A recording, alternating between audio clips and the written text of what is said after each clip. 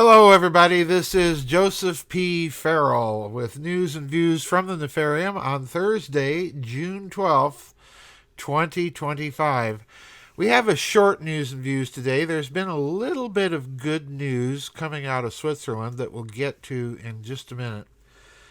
But before we get to that, I want to remind everybody I have moved Friday's vid chat to Monday. Unfortunately, we are once again, every weekend it seems like we get slammed with bad weather. Now, I can understand coincidence maybe once or twice, but seemingly every weekend something like this happening. It's just not coincidental. It really isn't. Whoever is out there playing with the weather, please stop. Let us have just gentle rains instead of severe storms all the time, and maybe a weekend. Anyway, that's my complaint of the day. Don't forget, the vid chat is moved to Monday at 12:30 U.S. Central Time. I am planning to go ahead with the evening vid chat the following Friday, a week from this Friday. So we're going to have to kind of mash them together, close together. The deadline for the vid chat on Monday is still tonight at 10 o'clock. So if you don't get it in, just wait for the weekend and make sure you post your comment on the following Friday's vid chat, which, cross your fingers, I hope we'll be able to have on Friday. The other bit of housekeeping news, I think Dark Journalist and I just recorded a show, and I think he's planning to post that tomorrow night. So for those of you who are missing the vid chat tomorrow, Dark Journalist and I will be talking on his channel. Now, there is some interesting news amidst all of the talk going on right now about the embassy personnel from Iran and Iraq being recalled to the United States, and all the talk about potential Israeli airstrikes against the Iranian nuclear facilities, the UN International Atomic Energy Agency coming out and saying the Iranians have been cheating. Big surprise. With all of that going on, I decided, no, we can't talk about that. Everybody else is talking about that.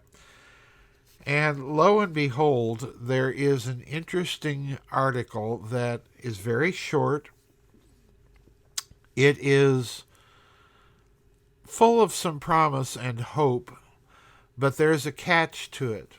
And I want to read several paragraphs from this very short article and then get to my catch. The article's titled, Swiss Legislators Act to Establish Cash as Constitutional Amid Falling Usage.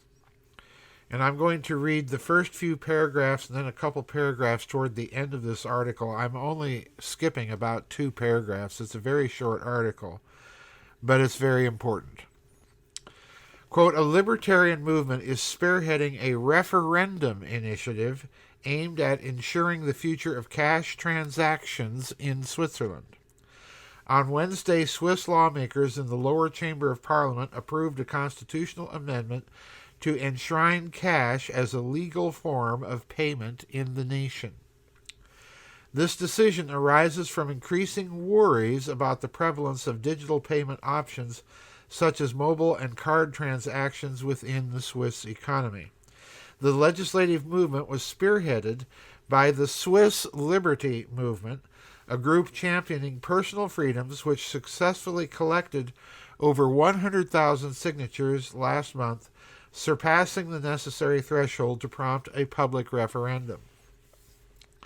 Their initiative, titled, quote, Yes to a Free and Independent Swiss Currency in Banknotes and Coins, parenthesis, Cash is Liberty, close parenthesis, unquote, seeks to guarantee that Swiss franc notes and coins remain a vital component of the monetary system.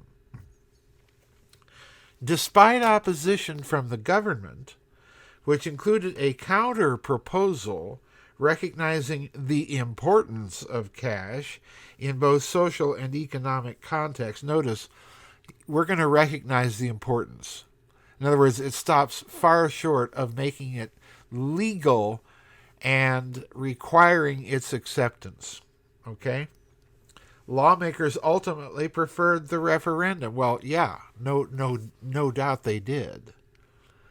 The emphasis on cash transactions highlights a larger discussion about the role of physical currency in an increasingly digital economy. And then toward the end of the article, we get the standard warning that I've always been giving out in connection with this move to the so-called efficiency and cost-cutting measure of entirely digital transaction systems. Quote, Martin Schlegel, the newly appointed president of the Swiss National Bank, reiterated the significance of cash in a statement from last November announcing plans for a new series of Swiss franc notes. He highlighted the benefits of cash, especially its dependability during power outages or technological failures, despite the rising popularity of alternative payment systems, unquote. And that, my friends, is the problem. It's one thing, and I hope we will see this legislative move to make cash and to require its acceptance in any transaction in any business. Please note what I just said. Make it legal tender and make it part of the legal tender bill to require its acceptance at any business conducting public transactions. If it's legal tender, it's legal tender. If it isn't, it isn't. And that needs to be stipulated, unfortunately, because there's a lot of businesses, as we know, that would simply refuse to transact in cash. So they have to be forced to do so. Why is it that important? Because without cash, it is all too easy, and I'm not going to tire of saying this, it is all too easy to turn any digital monetary system into a system of social engineering and social credit, as in communist China. Be a good boy and girl, and we'll make your money more valuable, and you can spend it at the following locations. But if you're a bad little boy and girl, we're going to make your money less valuable, and you can't spend any of it at these locations.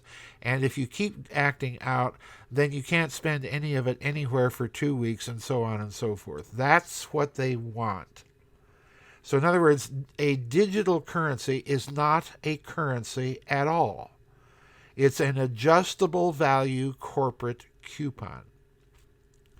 Now, I'm saying all this because a lot of states in this country are passing such resolutions, but they are resolutions without teeth. They need to make those resolutions stipulate that by law and under penalty of law, any business or person refusing to transact in cash, in the physical medium of exchange, is subject to some sort of prosecution. Otherwise, you're opening the door to that digital currency. So in other words, the other thing, and this is the crucial point, the other thing that needs to be done, particularly in Switzerland, is you don't simply pass laws, you use cash. I have dramatically curtailed my use of the debit card and prefer to transact every gas station that I fill up at, every grocery trip, to buy groceries and so on and so forth, to transact in cash. The only time I don't is if I make an online purchase and I'm about ready to stop buying books online and use local retailers and just special order them through retailers so that I can pay cash. So in other words, start using cash and people will get the idea, and then back it up with the necessary legal regulation.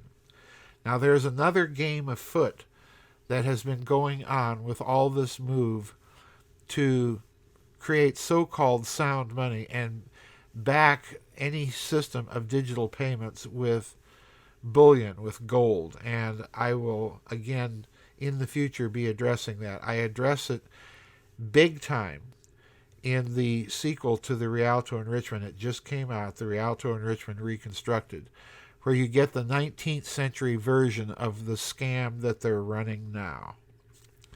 So please be aware, a lot of these so-called sound money, we're going to retake our freedoms and take the central banks out of the business of manipulating our money supply with their proclamations of so-called gold-backed digital currency. Be aware, folks, that that is a gigantic, huge scam. It started out all right when they were not talking about coupling the system to digital transaction and clearing.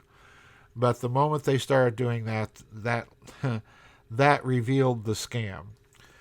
So kudos to Switzerland for making cash constitutional. I hope they go through with it, but follow it up with some penalties in law for not accepting cash, and in the American states considering similar legislation, give it some teeth, because without it they are going to take cash away from everybody, and that's when you lose your freedom.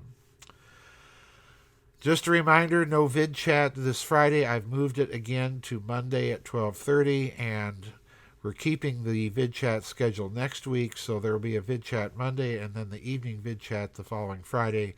But please remember to get your comments and questions in no later than 10 o'clock U.S. Central Time tonight.